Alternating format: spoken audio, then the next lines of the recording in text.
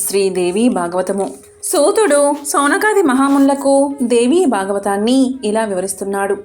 వ్యాసుడు జనమేజయుడికి ఇలా చెప్తున్నాడు. గణేశుడు తల్లులైన దుర్గా, లక్ష్మి, సరస్వతి, గాయత్రి, రాధ అనే ఐదుగురు ప్రకృతి పంచకం. సృష్టి సమస్తం వీరి మీదనే ఆధారపడి ఉంటుంది చెప్పాడు నారాయణుడు. ప్రకృతి ఎక్కడి నుంచి వచ్చింది అడిగాడు నారదుడు.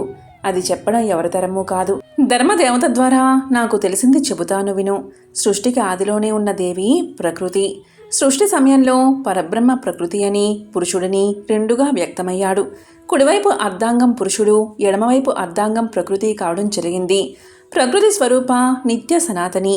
పరబ్రహ్మ యొక్క అనురూప గుణాలన్నీ ఆమెలో ఉన్నాయి. అందుకే పరమయోగులు స్త్రీ పురుష భేదం పాటించరు. వారి దృష్టిలో సర్వం బ్రహ్మమయమే. సర్వస్వతంత్రుడు శ్రీకృష్ణుడు పరమపురుషుడు. అతనికి సృష్టి సంకల్పం కలగగానే ప్రకృతి పరమేశ్వరు వ్యక్తమవుతుంది. శ్రీకృష్ణుడి ఆదేశం ప్రకారం 5 రూపాలు ధరిస్తుంది.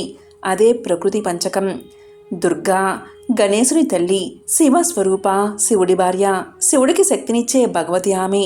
ఆమె సనాతని, పావన చరిత్ర, తేజోరూప. వేదాలు ఆమెను కీర్తిస్తూ ఉంటాయి. లక్ష్మి ప్రకృతి శుద్ధ తత్వస్వరూపమే లక్ష్మి. విష్ణుమూర్తి యొక్క శక్తి లక్ష్మి. ఆమె కాంతి, శాంత, అదిదాంత. సరస్వతి వాణి, బుద్ధి, విద్యలకు అధిష్టాత్రి.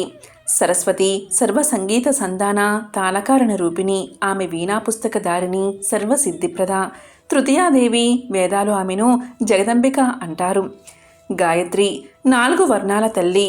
ఛందస్సు, వేదాంగాలు ఆమెలోంచే పుట్టాయి. జపరూప, బ్రాహ్మణ్య తేజోరూప, బ్రాహ్మణ ప్రియ.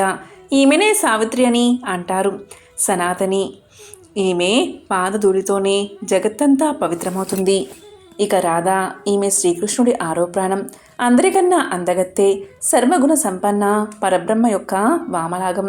పరమారాధ్య, ధన్య, మాన్య. శ్రీకృష్ణ పరమాత్మ యొక్క అధీశ్వరి. నిరహంకార. దేవేంద్రాదులకు కూడా కనపడదామే. శ్రీకృష్ణ భక్తి తత్పర. అతనే ఆమె సర్వసంపద. వృషభానుడి కూతురిగా అవతరించిందామె. ఆమె పాద పద్మాలు తాకి భూదేవి పావనమైంది. బ్రహ్మాది దేవతలు కూడా చూడలేని ఆమెను బృందావన వాసులైన భారతీయులు చూడగలిగారు. నీలాకాశంలో మెరుపులా శ్రీకృష్ణుడి వక్షస్థలం మీద ఉంటుందామె. ఆమె దర్శనం కోసం బ్రహ్మదేవుడు 60,000 సంవత్సరాలు తపస్సు చేశాడు. ఊహం అయినా కనబడలేదామె. కల్లో కూడా కనబడలేదు. అయితేనే అతని తపస్సు ఫలితంగానే బృందావనంలో పుట్టింది. విశ్వంలోని స్త్రీలంతా ఆమె ప్రకృతే. ఈ దేవీ పంచకం పరిపూర్ణితమైనది. వీరిని వ్యవతి విద్యలు అంటారు. సదాచర పరులైన పతివ్రతలంతా ప్రకృతి సత్వాంశలో పుట్టినవారే. ఉత్తమ స్త్రీలు వాళ్ళు భోగప్రియులు, రాజాపాంసలు. మధ్యమ స్త్రీలు వారు కులమో శీలమో లేని దూర్త స్వభావాలు, వ్యభిచారంలు, గయ్యాలి గంపలు. ప్రకృతి తామసంసలని తెలుసుకోవాలి. అదమి స్త్రీలు వాళ్ళు భూమి మీద వాళ్ళని వేరే పేర్లతో పిలుస్తారు. స్వర్గంలో అప్సరసలు అంటారు. భారతదేశం పుణ్యక్షేత్రం. దేవీ పూజకు పెట్టింది పేరు. నారాయణ అన్నాడు నారదుడు. నువ్వు అడగబోయేది అర్థమై. శ్రీకృష్ణుడంటే ఆది స్రష్ట. సంకల్ప మాత్రం చేతనే తన్ను తానే రెండుగా విభజించుకున్నాడు. అతని వామాంస స్త్రీ, దక్షిణాంశ పురుషుడు. రాసస్వామి శ్రీకృష్ణుడు. ఆ దేవితో రాసమండలానికి వెళ్ళాడు. సుదీర్ఘకాలం సుఖం భోగం సాగింది. జగత్పతి రవ్వంత అలసినట్టున్నాడు. ఆ దేవి శరీరం చెమటబొట్లతో నిండిపోయింది. అది విశ్వమంతా వ్యాపించింది. నిట్టూర్పు వాయువైంది. జీవంగల ప్రాణులందరిలో వాయువు నిండింది. అటుపైన మూర్తిమంతమైంది. శ్రీకృష్ణ సంభోగంతో దేవి గర్భవతి అయింది. 100 మన్వంతరాల కాలానంతరం ఆ కృష్ణప్రియ ఒక బంగారు అండాన్ని ప్రసవించింది. దాన్ని చూసి ఆమె దుఃఖించింది. కోపంతో దాన్ని బ్రహ్మాండ గోళ జలంలోకి విసిరేసింది. అది సహించలేకపోయాడు కృష్ణుడు. నిష్ఠురాలారా, గొడ్రాలి వైపు. నీ అంశతో పుట్టిన దేవతా స్త్రీలు కూడా గొడ్రాళ్లే అయిపోవాలి అని శపించాడు. ఇంతలో ఆమె నాలుక కొన నుంచి సర్వశాస్త్రాది దేవత సరస్వతి ఆవిర్భవించింది. కొంతకాలానికి కృష్ణ ప్రియమూల ప్రకృతీదేవి 2 రూపాలైంది. ఎడమ భాగం లక్ష్మి, కుడి భాగం రాధ. శ్రీకృష్ణుడు కూడా 2గా అయ్యాడు. 2 చేతుల కృష్ణుడుగాను 4 చేతులతో విష్ణువుగా మారాడు. లక్ష్మీ సరస్వతులను 4 చేతుల విష్ణువుకిచ్చి వైకుంఠం పంపాడు. యావన్మంది మూల ప్రకృతి నుండే పుట్టడం వల్ల, కృష్ణ శాపం వల్ల వారంతా నిస్సంతులే. విష్ణువు శరీరంలోంచి ఎందరో పార్షదులు పుట్టారు. లక్ష్మి శరీరంలోంచి కూడా ఎందరో ఆమె వంటి పరిచారికలు ఆవిర్భవించారు. గోలోకనాథుడైన కృష్ణుడి రోమ రూపాల నుంచి లెక్కాజమాలేనంతమంది గోపకులు పుట్టారు. ఇలా ఉండగా దుర్గ ఆవిర్భవించింది. శ్రీకృష్ణుని స్తోత్రం చేసింది. ఆమెకు రత్న సింహాసనమిచ్చాడు స్వామి. అప్పుడే బ్రహ్మ తన శక్తితో కలిసి వచ్చి శ్రీకృష్ణుడిని స్తుతించాడు. అప్పుడు శ్రీకృష్ణుడు 2 రూపాలయ్యాడు. దక్షిణాంగం కృష్ణుడిగానే ఉండి వామాంగం శివుడిగా మారింది. సత్యస్వరూపుడు శ్రీకృష్ణుడు పరమాత్ముడు. సర్వమంగళ మంగళుడు శివుడు అతన్ని స్తుతించి రత్నాసనం అధిష్ఠించాడు. కృష్ణప్రియ విశ్లేషణ అండం ఒక బ్రహ్మాయు పర్వంతం నీళ్ళలోనే ఉండి 2 రూపాలుగా అయినది. స్థూలం కన్నా స్థూలంగా ఉంది. అందువల్ల ఆ శిశువు ఒకటి అండంగానే ఉంది, రెండోది శిశువైంది. ఆ శిశువు పేరు మహావిరాట్ అయింది. దాని తేజస్సు శ్రీకృష్ణుడి తేజంలో 16వ వంతు ఉంది. అతడే శ్రీ మహావిష్ణువు. అతని రోమకూపాల నుంచి ఎన్నో బ్రహ్మాండాలు ఉన్నాయి. అవి లెక్క పెట్టడం కృష్ణుడికే అసాధ్యం అనిపించేటట్లు ఉన్నాయి. ఎన్ని బ్రహ్మాండాలు ఉన్నాయో అందరూ బ్రహ్మలు, అందరూ విష్ణువులు, అందరూ శివులు ఉన్నారు. అన్ని 3 కోట్ల మంది దేవతలు ఉన్నారు. ఆకలితో రోధిస్తున్న ఆ శిశువు జ్ఞానోదయమై శ్రీకృష్ణుడిని ధ్యానించాడు. ప్రత్యక్షమయ్యాడు ప్రభుడు. నాయనా, నాలాగే జ్ఞానివి కావోయి. ఆకలి దప్పికలు నిన్ను అంటవు. నిష్కాముడివి, నిర్భయుడివి కా. జరా మృత్యువులు, రోగ శోకాలు, కష్ట నష్టాలు నిన్ను అంటవు. నువ్వు ధ్యానంలో నా రూపం చూస్తావు. నీ తల్లి నా వక్షస్థల ముందే ఉంటుంది. ఆమెని దర్శిస్తావు అని చెప్పి గోలోకం వెళ్ళాడు. సృష్టించమని బ్రహ్మని సంహార కార్యక్రమానికి శివుణ్ణి ఆదేశించాడు. వాళ్ళిద్దరూ నేల మీదకొచ్చేసరికి అక్కడింకో సాధారణ విరాట్ పురుషుడు ఉన్నాడు.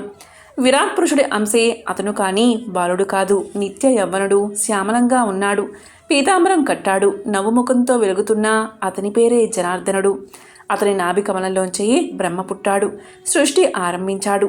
ముందు సనక సననాదులు పుట్టారు. అనంతరం ఏకాదశి రుద్రులు పుట్టారు. విరాట్ పురుషుడికి వామ భాగంలోంచి విష్ణువు పుట్టి శ్వేతదీపం వెళ్ళిపోయాడు. ప్రతి బ్రహ్మాండానికి ఒక విరాట్ పురుషుడు, బ్రహ్మ, విష్ణువు, శివుడు ఉన్నారు. శ్రీకృష్ణుడి మంగళచిత్రం ఇది. మోక్షప్రదమిది. మొట్టమొదటి శ్రీకృష్ణుడు సరస్వతిని పూజించాడు. కామస్వరూపిణి అయిన ఆమె ఆయన్ని పొందగోరింది. కృష్ణుడు ఆమెను నారాయణుడి దగ్గరకు వెళ్ళమన్నాడు. అలా పంపే ముందు కొన్ని వరాలు ఇచ్చాడు.